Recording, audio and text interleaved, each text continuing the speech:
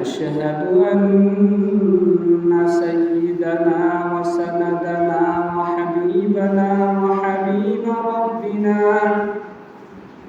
وطبيبنا وطبيب قلوبنا ومولانا محمدا عبد الله تعالى ورسوله أرسله الله تعالى بالهدى ودين الحق بشيرا ونذيرا وداعيا إلى الله بإذنه وسراجا منيرا بسم الله الرحمن الرحيم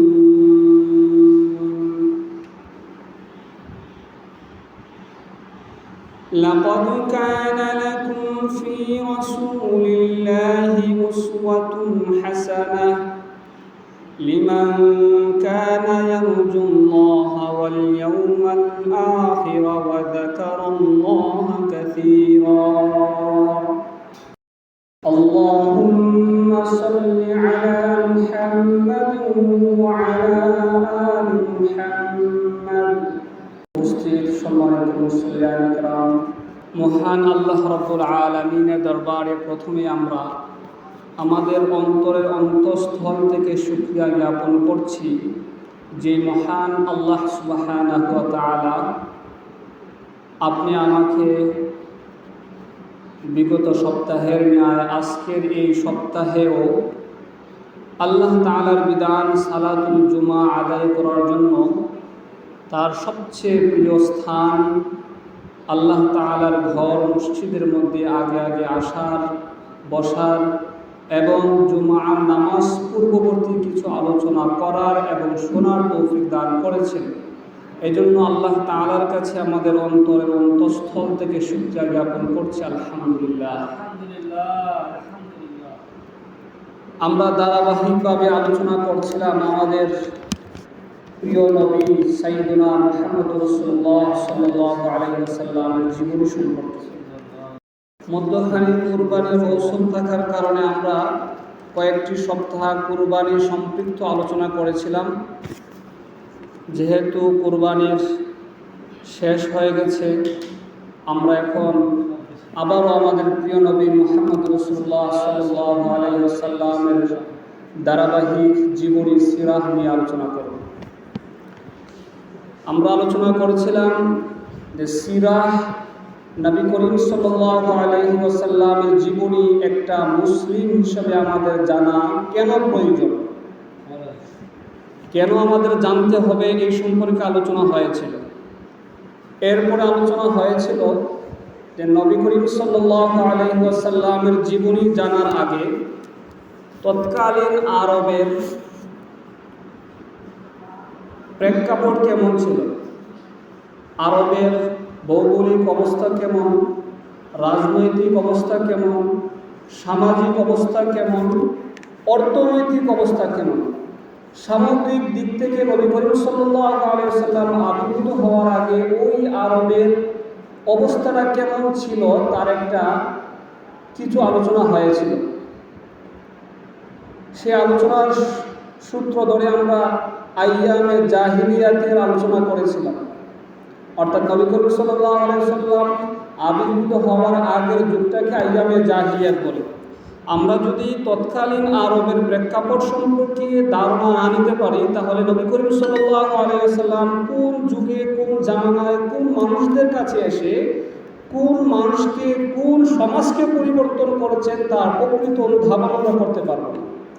এই জন্য নবী করিম সাল্লাল্লাহু আলাইহি ওয়াসাল্লামের জীবনী শুরু করার আগে আমাদের তৎকালীন আরবের সব ধরনের প্রেক্ষাপটটা সামান্য হলেও ধারণা থাকা উচিত। আজকে আমরা আলোচনা করব নবী করিম সাল্লাল্লাহু আলাইহি ওয়াসাল্লাম আরবে জন্মগ্রহণ করার আগে তৎকালীন হেজাজের নেতৃত্বের অবস্থাটা কেমন ছিল, কারা কারা নেতৃত্ব দিয়েছে সেই কাবা ঘরকে, কাবা এবং আরবের হেজাজের নেতৃত্বটা কেমন ছিল। ইতিহাসবিদরা এবং যারা সিরাত নিয়ে গবেষণা করেন তাদের সর্বসম্মতিক্রমে যে আরব ভূখণ্ড বা আরব এই এলাকাটা সর্বপ্রথম আবাদ করেছেন হজরত ইব্রাহিম আলাইহিসসালাম এবং ইসমাইল আলাইহিসসালামের মাধ্যমে। আমরা পূর্বারে আলোচনা করতে গিয়ে ইব্রাহিম আলাইহিসসালাম সম্পর্কে বিস্তারিত আলোচনা শুনেছি, ইসমাইল আলাইহিসসালামের আলোচনা শুনেছি। ইব্রাহিম আলাইহিসসালাম একটা পর্যায়ে আল্লাহ তাআলার হুকুমে ইসমাইল এবং তার মা হাজেরাকে এখন যেখানে মক্কা শরীফ কাবা শরীফ আছে আরাফার ময়দানের মধ্যে, এখানে ওই সময়ে কোনো জনবসতি ছিল না, গাছপালা তরুলতা মানুষ পশু পাখি কোনো কিছু ছিল না, শুধু মরুভূমি আর মরুভূমি। এই মরুভূমির মধ্যে ইব্রাহিম আলাইহিসসালাম তার আদরের টুকরা সন্তান ইসমাইলকে এবং তার মা হাজেরাকে নির্বাসন দিয়ে আসছিলেন। এই ইসমাইল আলাইহিসসালাম এবং তার মা হাজেরা ওই দুইজনের মাধ্যমে আরব এই ভূখণ্ডটা জনবসতি বা আবাদ হয়। এর আগে এখানে আর কেউ বসবাস করে নাই। ইসমাইল আলাইহিসসালাম 137 বছর পর্যন্ত জীবিত ছিলেন। এই জীবিত থাকাকালীন অবস্থায় অর্থাৎ আমৃত্যু তিনি কাবা শরীফের দায়িত্ব নিয়েছিলেন। তিনি ছিলেন কাবার সর্দার, আরবের সর্দার, তিনি ছিলেন কাবাগরের অভিভাবক। ইব্রাহিম আলাইহিসসালাম মধ্যখানে এবং তার সন্তান ইসমাইল তারা দুজন মিলে কিন্তু কাবাকে সংস্কার করেছিলেন, পুনর্নির্মাণ করেছিলেন। এই পুনর্নির্মাণের পর থেকে ইসমাইল আলাইহিসসালাম তিনি কাবাগরের অভিভাবক, আমৃত্যু ছিলেন। এরপরে অনেকে বলেন ইসমাইল আলাইহিসসালামের দুইজন সন্তানের মধ্য থেকে একজন সন্তান ইসমাইল আলাইহিসসালামের পরে এই কাবার দায়িত্ব পালন করে আসছেন। ইসমাইল আলাইহিসসালামের দুইজন সন্তান ছিল, একজনের নাম ছিল নাবিদ, আরেকজনের নাম ছিল কায়দার। কারো কারো মতে শুধু নাবিদ এই কাবার বা আরবের সর্দার ছিলেন ইসমাইল আলাইহিসসালামের পরে, কারো কারো মতে পর্যায়ক্রমে দুজন সন্তানেই আরবের সর্দার ছিলেন, কাবার অভিভাবক ছিলেন। প্রথমে নাবিদ, পরে কায়দার। যখন নাবিদ এবং কায়দারের যুগ শেষ হলো, তখন নাবিদ এবং কায়দারের যে নানার গোষ্ঠী ছিল বা নানার যে পুত্র ছিল, ইসমাইল আলাইহিসসালাম যেই পুত্রের মধ্যে বিয়ে করেছিলেন বনু জুরহুম পুত্র, সেই বনু জুরহুম পুত্রের নাবিদ এবং কায়দারের নানা ইসমাইল আলাইহিসসালামের শ্বশুর মুজাজ বিন আমর জুমহুরি, তিনি কাবার অভিভাবকত্বের দায়িত্ব পান। অর্থাৎ নাবিদ এবং কায়দারের পরে আরবের সর্দার হয়ে যান বনু জুরহুম পুত্রের মুজাজ বিন আমর জুমহুরি। তিনি কাবার রক্ষণাবেক্ষণ, কাবার অভিভাবকত্বের দায়িত্ব এবং আরবের সর্দার হিসেবে এখন থেকে বনু জুরহুম পুত্রে চলে গেল। ইব্রাহিম আলাইহিসসালামের পুত্র বা বংশ থেকে এখন চলে গেল বনু জুরহুম পুত্রের মধ্যে সেই সম্মানের মুকুট এবং আরবের সর্দারের মুকুট, কাবার অভিভাবকত্বের দায়িত্ব। বনু জুরহুম পুত্র এইভাবে যখন কাবার অভিভাবকত্ব পালন করতেছেন, ইতিহাসবিদরা বলেন তারা 2000 বছর পর্যন্ত সেই কাবার অভিভাবকত্ব পালন করেছে। কিন্তু তারা পর্যায়ক্রমে আস্তে আস্তে আস্তে আস্তে একটা সময়ে তাদের সেই ইনসাফিয়ত হারিয়ে ফেলছিলেন। একটা সময় তারা পদস্খলন হতে শুরু করলেন। এরই মধ্যে আদনান, আমাদের প্রিয় নবী মুহাম্মদ রাসূলুল্লাহ সাল্লাল্লাহু আলাইহি ওয়াসাল্লামের পূর্বপুরুষ আদনান, নবী করিম সাল্লাল্লাহু আলাইহি ওয়াসাল্লামের পূর্বপুরুষ কিন্তু ইব্রাহিম আলাইহিস সালাম। ইব্রাহিম আলাইহিস সালামের সন্তান ইসমাইল, আর ইসমাইলের বংশধর হলেন আমাদের প্রিয় নবী মুহাম্মদ রাসূলুল্লাহ সাল্লাল্লাহু আলাইহি ওয়াসাল্লাম। এর মধ্যখানে নবী করিম সাল্লাল্লাহু আলাইহি ওয়াসাল্লামের পূর্বপুরুষ আরেকজন ছিলেন আদনান। আদনান ছিলেন। তো আদনানি পুত্রের তাদের জনপ্রিয়তা আস্তে আস্তে বাড়তে লাগলো, তাদের নেতৃত্ব বিকশিত হতে লাগলো এবং তারা লক্ষ্য করতেছেন যে বনু জুরহুম গোত্রের স্বেচ্ছাচারিতা দিন দিন পর্যায়ক্রমে বাড়তি আছে। যখন দেখতেছেন বনু জুরহুম গোত্রের স্বেচ্ছাচারিতা, তাদের অপরাধবোধ আস্তে আস্তে বাড়তেছে, তারা তলে তলে তীক্ষ্ণ দৃষ্টি রাখতেছেন বনু জুরহুম গোত্রের দিকে। এর মধ্যে আদনানীদের মোটামুটি একটা পর্যায়ে চলে আসছেন এবং তাদের প্রভাব প্রতিপত্তি বেড়ে গিয়েছে। এটা কিভাবে বোঝা যায়? যখন বনু জুরহুম গোত্র আরবের দায়িত্বে ছিল, তখন বুখতে নসর নামক একজন জালিম বাদশাহ ছিল। সে ছিল বেবিলিয়নের শাসক।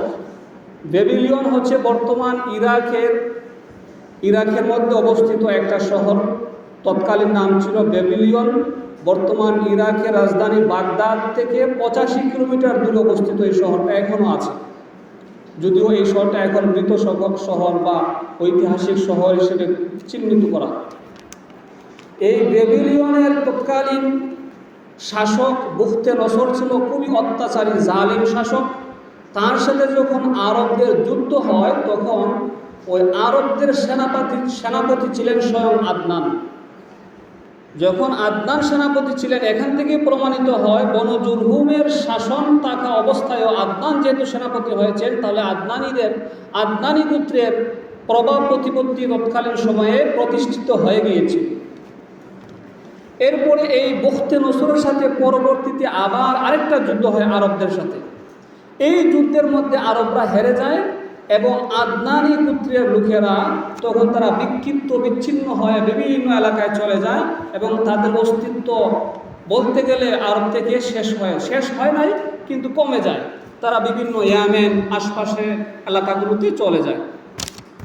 পরবর্তীতে আবার আদনানের ছেলে মাদ, তিনিও আমাদের নবী করিম সাল্লাল্লাহু আলাইহি ওয়াসাল্লামের পূর্বপুরুষ। মাদ আবার মক্কায় বা আরবে ফিরে এসে দেখলেন যে বনু জুরহুম গোত্রের স্বেচ্ছাচারিতা আগের চাইতে আরও বেড়ে গিয়েছে। তারা এখন অভাব অনটনে পড়ে গেছে। তাদের আর্থিক অসচ্ছলতা, দারিদ্রতা, নানান ধরনের সমস্যার কারণে তারা এখন এত স্বেচ্ছাচারিতা করছে, যারা হজ করতে যেত তাদের কাছ থেকে তারা বিভিন্ন ধরনের চাঁদা, বিভিন্ন ধরনের অর্থ আত্মসাৎ, এমনকি স্বয়ং কাবাগরের অর্থ আত্মসাৎ পর্যন্ত তারা করে ফেলছে। এইভাবে যখন তাদের এই অন্যায়গুলো দেখতেছেন, তখন আদনানের ছেলে মাদ, তিনিও খুব তীক্ষ্ণ দৃষ্টি রাখতেছেন তাদের প্রতি। এই তীক্ষ্ণ দৃষ্টি রাখতে একটা পর্যায়ে ওই এলাকাতে গিয়ে বনু খুজা পুত্র, আপনারা এই নামগুলো মনে রাখবেন, ইসমাইল আলাইহিস সালাম, তারপরে বনু জুরহুম, এরপরে বনু খুজা, এরপরে কুসাই, এই 4টা নাম। এই 4টা টার্মে মক্কা শাসন হয়েছে। মক্কার নেতৃত্ব ছিল নবী করিম সাল্লাল্লাহু আলাইহি ওয়াসাল্লামের যুগের আগ পর্যন্ত। এই 4টা টার্মেই মক্কার নেতৃত্ব এই 4 গোত্রের মধ্যে ছিল। তো বনু খুজা গোত্র তারা মাররুজ জাহরান নামক একটা স্থানে, আরবের একটা স্থান মাররুজ জাহরান, ওই জায়গায় গিয়ে তারা তাঁবু শিবির স্থাপন করলো। ওইখানে গিয়ে তারা দেখতে লাগলো যে বনু জুরহুম গোত্র, যারা বর্তমানে কাবার নেতৃত্ব দিচ্ছে, তারা তাদের স্বেচ্ছাচারিতার পিছনে আদনানীরা তীক্ষ্ণ দৃষ্টি রাখছে এবং আদনানীরা তলে তলে বিক্ষুব্ধ বনু জুরহুম গোত্রের প্রতি। তারা এই সুযোগ, বনু খুজা গোত্র এই সুযোগটাকে কাজে লাগিয়ে আদনানীদেরকে সাথে নিয়ে তারা একটা পর্যায়ে বনু জুরহুম গোত্রের সাথে যুদ্ধে লিপ্ত হয়ে যায়। বনু খুজা গোত্র বনু জুরহুম গোত্রের সাথে। তারা সুযোগটা নিচ্ছে কোথায় থেকে? আদনানীদের কাছ থেকে। আদনানীরা যখন তাদের প্রতি ক্ষিপ্ত, তারা একসাথে বসবাস করে এক এলাকায়, আর বনু খুজা গোত্র নতুন আসছে, এসে দেখছে আদনানীরা তাদেরকে ভালোবাসে না, ঘৃণা করে, আর এই সুযোগটা বনু খুজা গোত্র নিয়ে নেয়। তারা যুদ্ধ করে বনু জুরহুম গোত্রকে তাড়িয়ে দেয় এলাকা থেকে। তখন এই আরবের বা কাবার নেতৃত্ব তাদের কাছ থেকে চলে যায়, আর নেতৃত্ব নতুন করে বনু খুজা গোত্রের মধ্যে চলে আসে। মনে রাখবেন, প্রথমে আরবের নেতৃত্বে ছিল ইসমাইল আলাইহিস সালাম এবং তার 2 সন্তানের উপর। এরপর ইসমাইল আলাইহিস সালামের শ্বশুরের যে গোত্র ছিল বনু জুরহুম গোত্র, তারা এর নেতৃত্ব দেয় প্রায় 2000 বছর পর্যন্ত। এরপরে বনু খুজা গোত্র থেকে নেতৃত্ব চলে আসে বনু জুরহুম গোত্র থেকে নেতৃত্ব চলে আসে বনু খুজা গোত্রের মধ্যে। মধ্যখানে আদনানীরা তারা কিন্তু কাজ করছে, কিন্তু তারা ফল নিতে পারে নাই। বনু খুজা গোত্র যখন কাবার নেতৃত্ব নিয়ে আসে, আরবের সর্দার হয় এবং কাবার অভিভাবকত্ব দায়িত্ব নেয়, তখন জুরহুমিরা কাবা ছেড়ে চলে যাওয়ার সময় কাবার মধ্যে যে মক্কার মধ্যে জমজম কূপটা ছিল, এই কূপের মধ্যে তারা কাবাগরের যে মূল্যবান সম্পদগুলো ছিল, এই সম্পদগুলো দিয়ে জমজম কূপটাকে ভরে দিয়েছে। বলা হয় যে 2টা স্বর্ণের হরিণ ছিল কাবাগরের মধ্যে। এই স্বর্ণের 2টা হরিণকে তারা কূপের মধ্যে ফেলে দেয় সম্পদগুলোকে নষ্ট করার জন্য। কাবাগরের মধ্যে যে হজরে আসওয়াদটা, এখন আমরা যেটাকে চুমু দিই, এই হজরে আসওয়াদ কালো পাথরটাকেও তারা দেওয়াল থেকে খুলে এনে জমজম কূপের মধ্যে নিক্ষেপ করে ফেলে দিয়ে মাটি দিয়ে ঢাকা দিয়ে, জমজম কূপটা ভরে গিয়েছিল একদম, ঢাকা দিয়ে তারা ভেগে চলে যায় বনু জুরহুম গোত্র। এদিকে বনু খুজা গোত্র তারা তাদের নেতৃত্ব দিতেছে। আপনারা মনে রাখবেন, এই যে বনু জুরহুম গোত্র চলে যাওয়ার সময় জমজম কূপটা ভরে যায় কাবার মূল্যবান সম্পদ দিয়ে নিক্ষেপ করে, এটা মনে রাখবেন। পরবর্তীতে নবী করিম সাল্লাল্লাহু আলাইহি সাল্লামের দাদা আব্দুল মুত্তালিবের যখন জীবনী আসবে, তখন এইটার সাথে সম্পর্ক তারা আছে। তখন বনু খুজা গোত্র তারা চালাচ্ছে। এদিকে আদনানীরা একটা পর্যায়ে তারা এখান থেকে প্রায় বিলুপ্তির পথে, অনেকে অনেক জায়গায় বিক্ষিপ্ত বিচ্ছিন্নভাবে বসবাস করতেছে এবং তাদের কোনো খোঁজখবর পাওয়া যায় না। খুব কম সংখ্যক মানুষই নবী করিম সাল্লাল্লাহু আলাইহি সাল্লামের যে বংশের লোক, পূর্বপুরুষরা কুরাইশরা এখানে বসবাস করতে লাগলো। তারপরেও কিছু কিছু মানুষ এখানে বসবাস করছে, যদিও তাদের ওই রকম কোনো মূল্যায়ন করতো না বনু খুজা গোত্র, এবং তাদের কোনো নেতৃত্বের মধ্যে কোনো অংশীদারিত্ব ছিল না, কিন্তু অল্প স্বল্প হলেও তারা এখানে বসবাস করছে। এইভাবে চলতে চলতে একটা পর্যায়ে তখন কুসাই নবী করিম সাল্লাল্লাহু আলাইহি সাল্লামের আরেকজন পূর্বপুরুষ, উনার গোত্রের আবির্ভাব হলো। উনার এই গোত্রে যখন আবির্ভাব হলো, কুসাই সম্পর্কে বলা হয় যে কুসাই যখন মায়ের কোলে ছিলেন তখন তার বাবা ইন্তেকাল করেন, কুসাই ইবনে কিলাব ইন্তেকাল করেন। তখন কুসাই এর মা তিনি অন্য একজন লোকের সাথে বিয়ে বন্ধনে আবদ্ধ হন এবং ওই লোকের বাড়ি ছিল হেজাজ, শামের মধ্যে। তখন উনি শামে চলে আসেন তার কোলের শিশু কুসাইকে নিয়ে। শামের একটা বস্তিতে তারা বসবাস করতে লাগলেন। একটা পর্যায়ে ওইখানে যখন তারা বড় হতে লাগলেন এবং কুসাই প্রাপ্তবয়স্ক হলেন, তখন কুসাই তার পিতৃস্থান, তার পূর্বপুরুষের জায়গা মক্কাতে আবার চলে আসলেন। কুসাই এসে দেখলেন তখন বনু খুজা গোত্রের সর্দার হুলাইল বিন হাবশিয়া তিনি তখন কাবাগরের নেতৃত্বে আছেন, তিনি বনু খুজা গোত্রের। তখন কুসাই এসে বনু খুজা গোত্রের যে সর্দার এবং কাবা শরীফের অভিভাবক হুলাইল বিন হাবশিয়া, তার কাছে একটা প্রস্তাব দেন তার মেয়েকে বিয়ে করার জন্য। হুলাইল বিন হাবশিয়ার মেয়ের নাম ছিল হুব্বাহকে বিয়ে করার জন্য কুসাই সরাসরি প্রস্তাব দেন। তখন হুলাইল তার মেয়ে হুব্বাকে কুসাইয়ের সাথে বিভেদ দিয়ে দেন। এখন কুসাইয়ের শ্বশুর বনু খুজা গোত্রের সর্দার এবং কাবা শরীফের অভিভাবক হুলাইল হয়ে গেলেন কুসাইয়ের শ্বশুর, আত্মীয়তা বন্ধনে আবদ্ধ হয়ে গেলেন। কিছুদিন পরে হুলাইল ইন্তেকাল করলেন।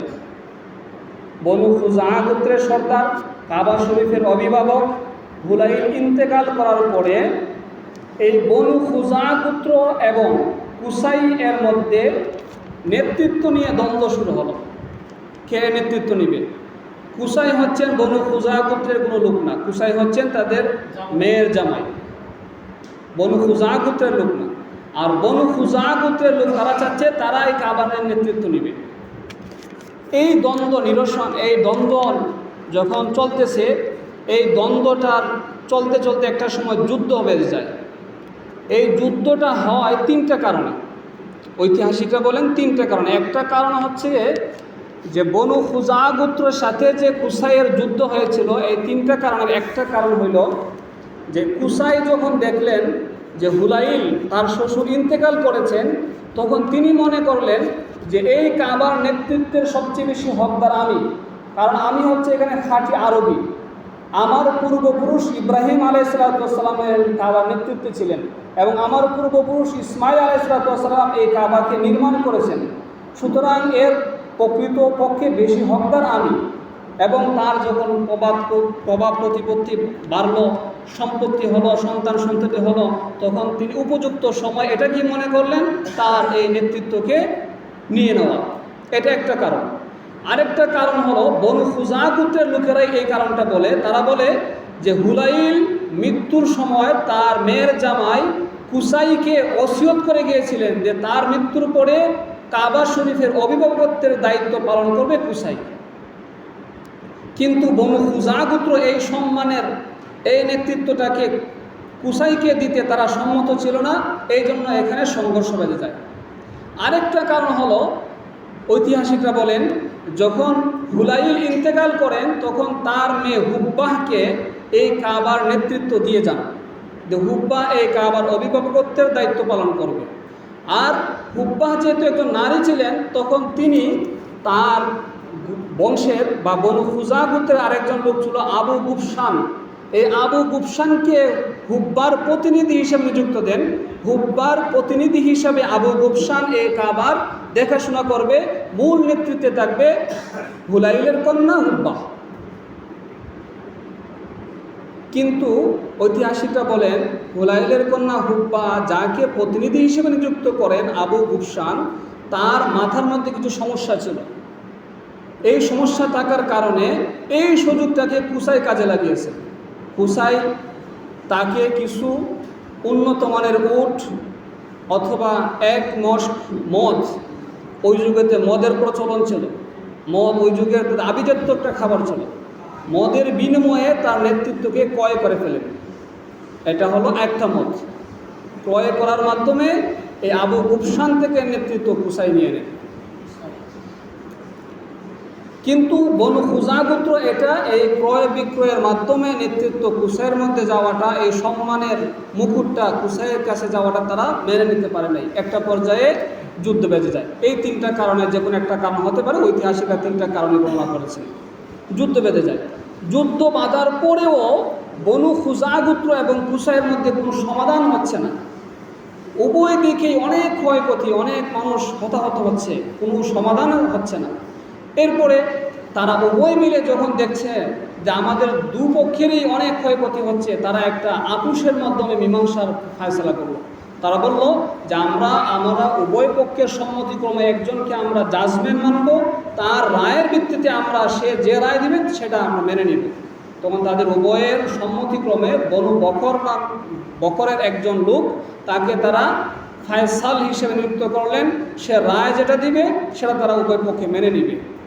তখন ওই লোককে যখন রায় সিদ্ধান্তকারী হিসেবে তারা মেনে নিলেন, তিনি নানান দিক আলোচনা পর্যালোচনার ভিত্তিতে তিনি শেষ পর্যন্ত রায় দিলেন কুসাইয়ের পক্ষে। তিনি বললেন যে কুসাই আর এই কাবাগরের অভিভাবকত্বের দায়িত্ব পাওয়ার বেশি হকদার। সুতরাং কুসাইয়ের কাছে এখন এই কাবাগরের দায়িত্ব চলে আসলো। সুবহানাল্লাহ। এই কুসাই হলেন হযরত নবী করিম সাল্লাল্লাহু আলাইহি ওয়াসাল্লামের 3-4 সিঁড়ি উপরের পূর্বপুরুষ। নবী করিম সাল্লাল্লাহু আলাইহি ওয়াসাল্লামের বাবার নাম ছিল আব্দুল্লাহ, আব্দুল্লাহর বাবার নাম ছিল আব্দুল মুত্তালিব, আব্দুল মুত্তালিবের বাবার নাম ছিল হাশিম, হাশিমের বাবার নাম ছিল আব্দে মানাফ, আব্দে মানাফের বাবার নাম ছিল কুসাই। নবী করিম সাল্লাল্লাহু আলাইহি ওয়াসাল্লামের পূর্বপুরুষ। এই কুসাই যখন নেতৃত্ব পান কাবা ঘরের, তখন এই কাবা ঘরের বা এই আরবের আমূল সংস্কার করা শুরু করলেন। তিনি এক বিশাল সংস্কারধর্মী কাজ, এবং তার নেতৃত্ব বলা হয় তিনি এত প্রতিভাবান মানুষ ছিলেন, এত নেতৃত্ব গুণের মানুষ ছিলেন। তিনি এসে কাবাগরের পুরা স্ট্রাকচারটাই পরিবর্তন করে দেন। তিনি এসে কাবাগরের আমূল পরিবর্তন সংস্কার করেন, এবং এমন এমন সংস্কার করেন, এমন এমন জিনিস তিনি প্রবর্তন করেন যাকে সবাইকে তিনি মুগ্ধ করে ফেলেন। প্রথমে এসেই তিনি কাবাগরের অভিভাবকত্বের দায়িত্ব পাওয়ার পরেই তার কুরাইশ বংশের যে লোকেরা ছড়িয়ে ছিটিয়ে বিভিন্ন জায়গায় ছিল তাদেরকে একত্রিত করার ব্যবস্থা করলেন। তিনি কাবাগরের আশপাশে সবাইকে তারা একত্রিত করলেন। একত্রিত করার পরে তাদেরকে এই শহরটাকে বন্টন করে দিলেন যে কে কী কাজ করবে, কে কোন দায়িত্ব পালন করবে। কাবা শরীফের বিভিন্ন দায়িত্ব এবং বিভিন্ন কাজের ডিপার্টমেন্ট হিসেবে বিভক্ত করেন। তিনি প্রথম কাবাগরে বিভিন্ন ভাগ ভাগ করে কাজ করার সূচনা করেন। প্রথমে তিনি একটা দারুন নাদওয়া নামক একটা, বর্তমানের সাথে যদি আমরা তুলনা করি মনে করতে পারি একটা সংসদ। আমরা যেভাবে পুরা দেশের সব কিছু পলিসি মেকিং করা হয় সংসদের মধ্যে, তিনি একটা সংসদ কায়েম করলেন দারুন নাদওয়া নামক একটা বৈঠকখানা।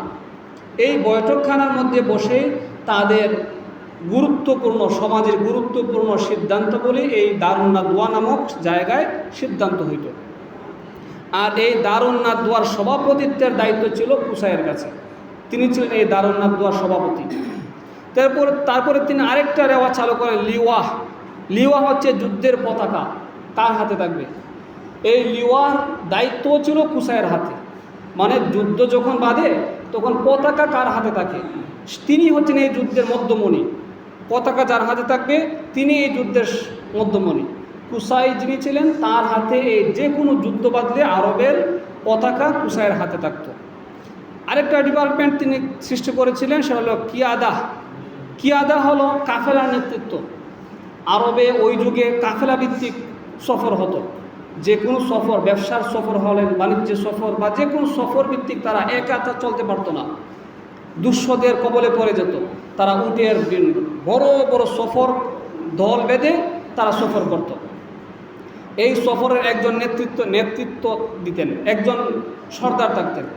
এই ধরনের সফরের নেতৃত্ব কুসাইয়ের হাতে থাকতো। কুসাই যদি এই সফরে উপস্থিত না থাকতে পারতেন, তার নিয়োগপ্রাপ্ত তার সন্তানাদি কারোর মধ্যে তিনি এই দায়িত্ব দিয়ে দিতেন। এটা হচ্ছিল কুসাইয়ের হাতে দায়িত্ব। এরপরে হিজাবাত, তিনি আরেকটা চালু করেন, হিজাবাত। হিজাবাত হলো খানায়ে কাবার রক্ষণাবেক্ষণ। ঐতিহাসিকরা বলেন খানায়ে কাবার যে চাবিটা ছিল কুসাইয়ের হাতে। তিনি নিজে খানায়ে কাবা ঘরের চাবি খুলে তিনি নিজে প্রবেশ করতেন। তিনি নিজে খানায়ে কাবার চাবি তালা খুলতেন এবং বন্ধ করতেন। এই দায়িত্ব তার কাছে ছিল, এটা সম্মানের দায়িত্ব।